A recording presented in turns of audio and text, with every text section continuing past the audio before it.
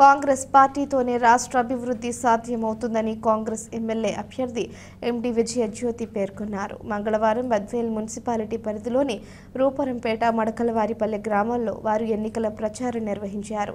ఈ సందర్భంగా వారు ప్రతి ఇంటికి వెళ్లి కాంగ్రెస్ను ప్రతిపాదించిన అజెండాను ప్రజలకు వివరిస్తూ రానున్న ఎన్నికల్లో మీ అమూల్యమైన ఓటు కాంగ్రెస్ గుర్తుకు వేయించి అత్యధిక మెజారిటీతో గెలిపించాలని వారు ఓటర్లను అభ్యర్థించారు. ఈ కార్యక్రమంలో కాంగ్రెస్ మరియు వామపక్షాల నాయకులు, కార్యకర్తలు పాల్గొన్నారు. ఈరోజు రూపరంపేట తర్వాత మడకలవారిపల్లి ఎస్సీ కాలనీకి రావడం జరిగింది.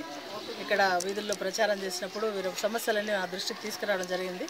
75 ఎకరాల జెడ్హెచ్డిసి ల్యాండ్స్ అన్ని వీళ్ళు ఏది జగనన్న స్మార్ట్ సిటీ అని హ్యాండ్ ఓవర్ చేసుకొని 25 కుటుంబాలకు అన్యాయం జరిగింది అని ఇక్కడ చెప్పడం జరిగింది. కాబట్టి నేను వీరికి ఒకటే హామీ ఇస్తా ఉన్నా, తప్పకుండా కాంగ్రెస్ పార్టీ ప్రభుత్వం అధికారంలోకి వస్తూనే నేను వాటి సమస్య పరిష్కారం కోసం నేను కృషి చేస్తానని చెప్పడం జరిగింది. అంతేకాకుండా ఏ గవర్నమెంట్ అధికారంలోకి వచ్చినా కూడా నేను పోరాడతాను వీరి సమస్యల కోసం.